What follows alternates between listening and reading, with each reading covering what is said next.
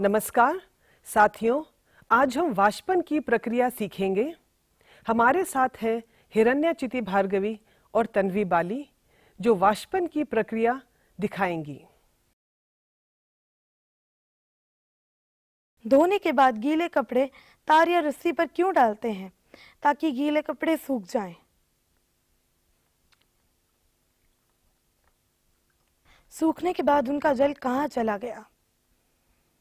इस गतिविधि में हम वाष्पन की प्रक्रिया का अध्ययन करेंगे।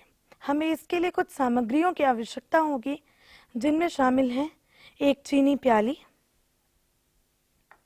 बंजिन बर्नर, स्पिरिट, जल। मैंने अपनी बाईं हथेली पर 4-5 बूंदें जल की डाली।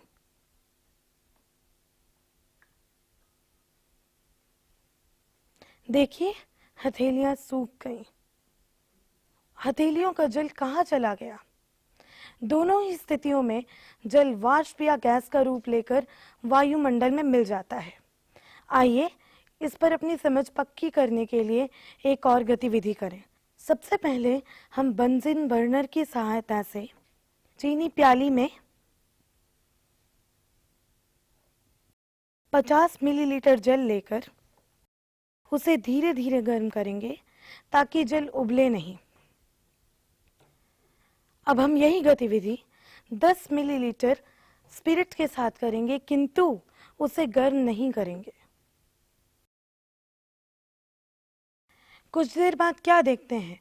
स्पिरिट तथा जल दोनों ही कहीं गायब हो गए हैं। दोनों ही स्थितियों में ये वाष्प या गैस बनकर वायुमंडल में मिल जाते हैं। आइए अब देखते हैं कि वाष्पन की प्रक्रिया को कौन कौन से कारक प्रभावित करते हैं। धोने के बाद कपड़े धूप में क्यों जल्दी सूखते हैं और छाया में क्यों देर से सूखते हैं?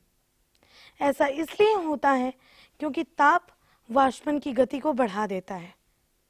आइए अब देखते हैं कि जल चक्र के चरण कौन कौन से हैं।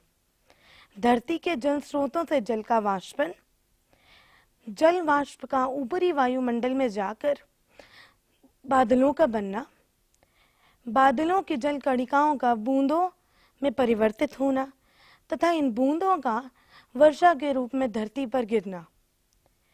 इन सब तथ्यों से हम क्या निष्कर्ष निकालते हैं? हम देख सकते हैं कि जल चक्र और वाष्पन की प्रक्रिया हमारे लिए ही नहीं बल्कि धरती के सभी जीवित प्राणियों के लिए कितनी आवश्यक है और किस तरह हम इसे अपने जीवन के विभिन्न अंगों में देख सकते हैं। आपको यह जानकर हर्ष होगा कि आज की गतिविधि प्रस्तुत करने वाली दोनों छात्राओं में से एक छात्रा हिरण्यचिति भार्गवी समावेशी कक्षा की छात्रा हैं।